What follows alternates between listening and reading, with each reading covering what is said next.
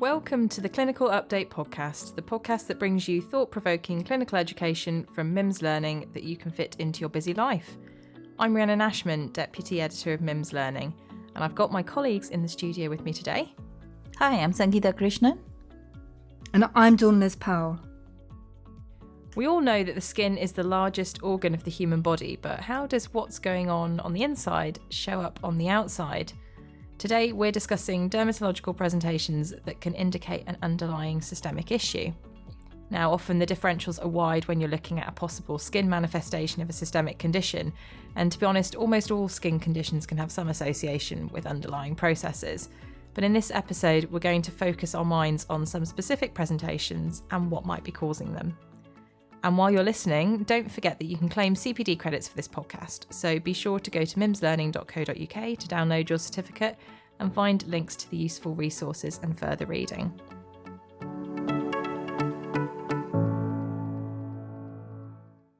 And before we continue, I just wanted to tell you a little bit about MIMS Learning Live North. Primary healthcare professionals will gather in person in Liverpool for MIMS Learning Live North on Wednesday, 4th December. This is the unmissable event for anyone seeking the latest clinical updates.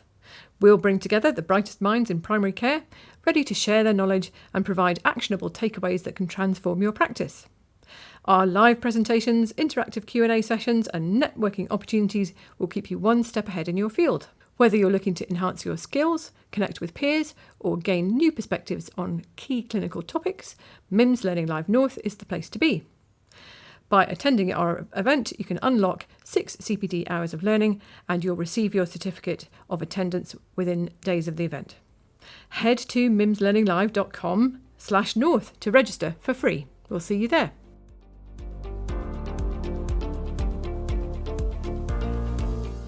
So, Rhiannon, when you say dermatological presentations, the first thing that comes to mind are conditions like scarlet fever and chickenpox, where you have obvious and very specific sort of skin symptoms. So are we going to be discussing infectious causes of skin disease? No, so infection can obviously be systemic, viral infections like measles that present with the typical rash. But I don't really want to look at that today. It's just too big a topic. So I'd like to think more about non-infectious underlying causes and how they can show up in the skin and hair, and as we'll hear later, in the mouth. So I think it'll be most helpful to think about this in terms of symptoms, because that's how these issues would present in practice. So, for example, let's start with pruritus for no reason other than that we've just published a nice case study on this by Dr. Chitra Nair. Dawn, would you like to give us a bit of background? Yeah, sure. So pruritus can, of course, be caused by primary dermatoses, such as eczema, but generalised pruritus without a rash is fairly common, with a prevalence of around 13% in the general adult population, but 50% or even higher in older adults. According to population-based research, the 12-month incidence of chronic pruritus, that is, pruritus lasting longer than 6 weeks, is 7%. This means that 1 in 5 people may experience at some point in their lives. Dr. Nair says that perhaps, as might be expected, pruritus is challenging to diagnose and treat when there is no specific skin condition causing it. Exactly. So to determine whether there's an underlying systemic illness and what this might be, Dr. Nair adds that a thorough history, systems evaluation, and carefully selected investigations are essential, and looking at accompanying signs and symptoms can give clues to a potential cause. So some detective work then, which is what primary care teams are good at. And there's a great summary table in the module outlining the possible systemic causes. But to run through a few now, generalised pruritus is often associated with iron deficiency anemia, and this can actually also present with oral ulcers and angular colitis, as well as skin or mucosal pallor, although this can be subtle, so it's worth checking the nail beds and the palmar creases. But on the more serious end of the spectrum, pruritus can be associated with solid tumours, including stomach, colorectal, lung, testicular and breast cancer. And Hodgkin's lymphoma might present with nighttime pruritus. This would usually be associated with night sweats, weight loss and palpable lymphadenopathy. In fact, in another module that we've got on skin problems in haematological disease, the authors flag up that in malignancy, itching can precede other symptoms. Apparently between 15 and 30% of patients with Hodgkin and non-Hodgkin lymphoma are affected by pruritus, which I was surprised about. So sudden onset itch might indicate end-stage renal disease, and in hepatic pruritus, itch is often worse on the hands and feet. In these cases, skin might also be hyperpigmented. And interestingly, vitamin B12 deficiency is also associated with skin hyperpigmentation, especially over the hands and feet. And hyperpigmentation of the oral mucosal membrane, together with increased skin pigmentation, is often the initial manifestation of primal adrenal insufficiency, or Addison's disease. Now, aquagenic pruritus is an interesting one, which I hadn't heard of. Anyone want to hazard a guess? Yeah, getting wet makes you itchy. Exactly. Intense itching following contact with water.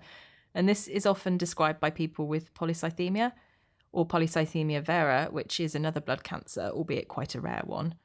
Another thing to consider is drug-induced pruritus. It's not a systemic illness, but should be explored if a person develops an itch soon after a new medication is introduced or there has been a change in current medication. Common culprits in primary care include opiates, ACE inhibitors, and antibiotics. Yes, and on the topic of drug reactions, there's a study that was published in JAMA Dermatology in which antihypertensive drugs, especially diuretics and calcium channel blockers, were found to increase the rate of eczema in older people.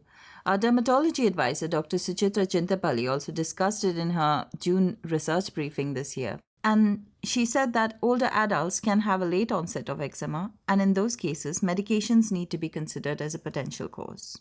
Medications such as NSAIDs or antibiotics can lead to erythema multiforme.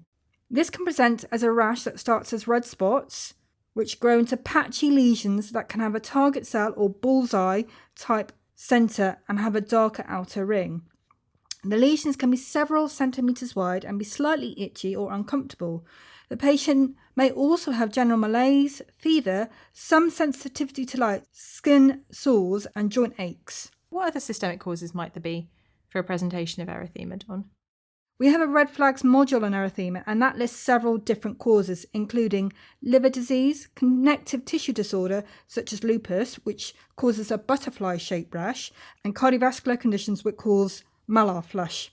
However, the module states that up to 50% of cases of erythema have no apparent medical cause. On an interesting tangent, going back to the medication, I attended the EADV conference in early October and I wrote up a report on a presentation about skin conditions in transgender patients.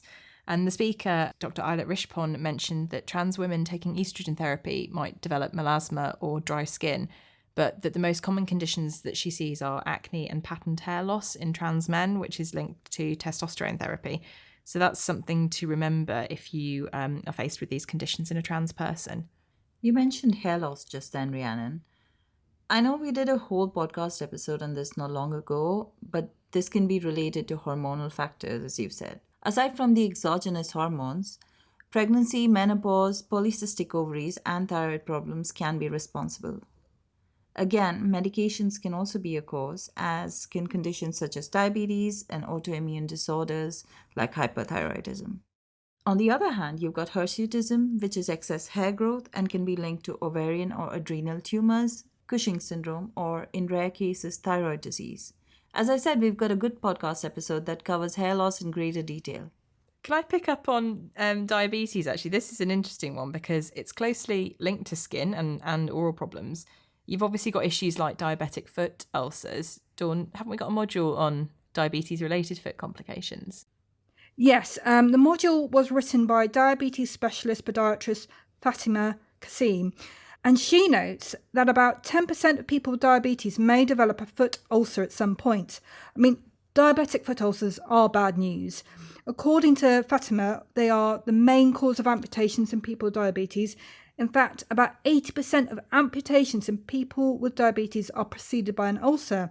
As well as amputations, foot ulcers are associated with a high 5-year mortality rate. I was interested to read in our module on haematological disorders that leg or foot ulcers can also indicate sickle cell disease, which is, of course, a common genetic condition affecting people with African or Caribbean ethnicity. Apparently, leg ulcers develop in around 25% of those with sickle cell disease and are thought to be related to increased hemolysis. But staying with the topic of diabetes, we haven't talked much on the podcast before about oral symptoms, but of course, this is something that clinicians do see in primary care. And in a learning module on this topic, Dr. Matthew West said that the association between diabetes and inflammatory periodontal disease has been recognised for many years and is bidirectional. So that is, diabetes contributes to poor periodontal health, and inadequate periodontal health is implicated in poor glycaemic control. In fact, the risk of periodontitis increases exponentially as glycaemic control deteriorates. Psoriasis is another common presentation in primary care. And according to a learning module by Dr. Sunita Kochar, there's evidence linking psoriasis with metabolic syndrome, which increases the risk of hypertension, obesity, type 2 diabetes, and cardiovascular disease. And I think now more and more people are recognizing that psoriasis is not just a skin condition, but it's a systemic disease. Absolutely, yeah. At the EADV last year, actually, I wrote a conference report where Professor Brian Kirby was talking about the link between psoriasis and cigarette smoking and alcohol use. And he'd explained that patients with psoriasis may have more systemic inflammation, which can lead to excess cardiovascular disease and hypertension. And actually, I know from speaking to our dermatology clinical advisor that it's common practice already to advise patients with inflammatory skin conditions like psoriasis on managing their cardiovascular risk factors. But actually, she wrote in a recent research briefing that the same might apply to people with blistering skin conditions. So speaking of blistering skin conditions, some 50 to 80% of people with pemphigus vulgaris also have oral lesions, which can precede the distinctive skin lesions by over a year.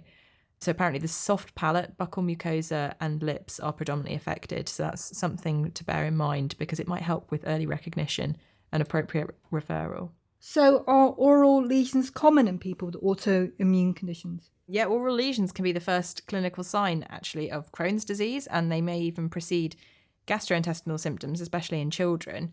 So in this case, the oral symptoms might include the classical cobblestone appearance of the mucosa and deep linear ulceration, erythema, and localized gingivitis, among others. Yeah, and you mentioned the butterfly rash that's typical of lupus earlier, Dawn. But oral lesions also occur in 9 to 25% of patients with discoid lupus erythematosus and 8 to 45% of those with systemic lupus erythematosus. These lesions are often discoid and characterized by a well-demarcated zone of erythema, atrophy, or ulceration surrounded by radiating white striae. This is similar to the oral signs of erosive lichen planus, although planus is not usually as well lineated or discoid in nature. So it seems like oral symptoms are really important to be on the lookout for. I actually read in the module as well that petechiae on the oral mucosa, along with mucosal pallor, ulceration, mucosal bleeding, and gingival enlargement can suggest leukemia. Yeah, and so at the beginning of this episode, we talked about pruritus and some of the hematological conditions that this can indicate, and we've just mentioned the oral changes that might suggest leukemia. What are the other skin changes that might indicate a blood disorder? Well, purpura is one. This is a non-blanching rash that occurs as a result of damage to the blood vessels.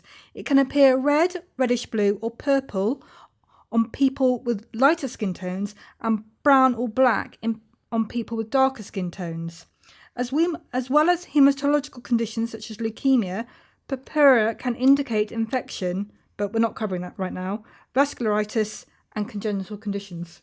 There are also some interesting rare conditions discussed in the learning module, including erythromelalgia, which is characterised by a triad of warmth, redness, and a burning sensation. It can affect any part of the body, but frequently affects the hands and feet. Primary erythromelalgia is idiopathic or due to a genetic mutation in sodium channels, but secondary erythromelalgia is linked to essential thrombocytosis, polycythemia vera, and myelofibrosis. Pyoderma gangrenosum often presents with painful red nodules that can ulcerate. It's commonly known to be associated with inflammatory bowel disease, rheumatoid arthritis, and hematological malignancy. And livedo reticularis, which is a reddish-blue net-like sort of reticular pattern on the skin with a paler centre, can be a sign of a number of blood disorders. A lot of the same culprits again, antiphospholipid syndrome, essential thrombocytopenia, polycythemia vera, or leukemia and lymphoma. It can also be physiological, though, particularly affecting people's legs during cold weather, and it is associated with many autoimmune conditions. So having said all of that, it's now occurred to me that we've considered a lot of underlying physical conditions, but we've not yet talked about psychological conditions that might present with skin manifestation. What are your thoughts?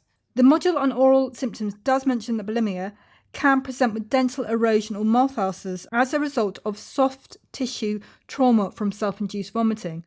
Now, Rhiannon, I know you started talking about skin manifestations, and then Dawn, you've spoken about an oral symptom.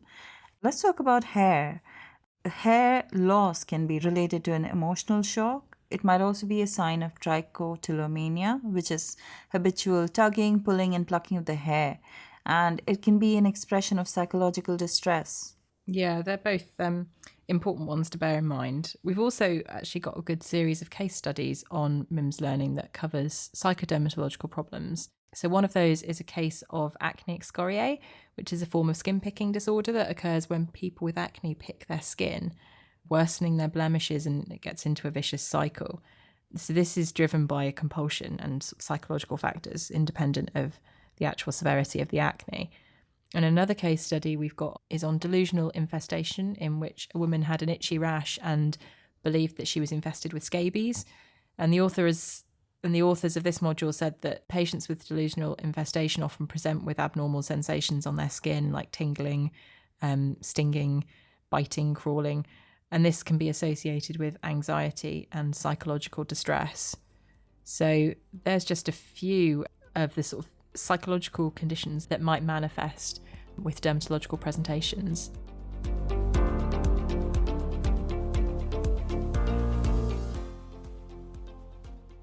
Hi, I'm Chloe Harmon and I'm the editor of MIMS, which provides prescribing information and tools that complement the brilliant educational modules on MIMS learning. You might already know that MIMS provides a database of concise summaries of prescribing information for more than 3,000 medicines. We also offer a range of other resources to support your prescribing, such as our drug comparison tables covering topics like HRT products and switching antidepressants, our product trackers, including our highly popular drug shortages tracker, and visual guides to diabetes and respiratory devices, which are especially useful for healthcare professionals running clinics for these conditions. Of course, we also bring you all the important news and updates affecting your prescribing practice, which you can receive straight to your inbox in our email bulletins. As a healthcare professional, you're entitled to limited free access to MIMS online simply by registering. And of course, if you or your organisation subscribe, you receive full, unlimited access to the whole range of MIMS resources. To find out more about MIMS, visit mims.co.uk. So what have we learned today? Well, crumbs, that was a whistle-stop tour, and I'm sure there are plenty of other things that we could have covered. But I think the main point I've taken away from our discussion today is that dermatological symptoms, whether it's skin or mouth or hair, can act a bit like the canary in the coal mine. So firstly, pruritus without a rash can often have a benign cause, but it might indicate a number of solid tumours or haematological malignancies. And in fact, itching can precede other symptoms, with 15 to 30% of patients with Hodgkin and non-Hodgkin lymphoma being affected by pruritus. Similarly, up to 80% of patients with pemphigus vulgaris can have oral lesions, we found out, which might precede the distinctive skin lesions by over a year. And oral lesions can also be the first clinical sign of Crohn's disease and might even precede gastro symptoms, especially in children. We talked about diabetic foot ulcers and how 80% of amputations in people with diabetes are preceded by a foot ulcer.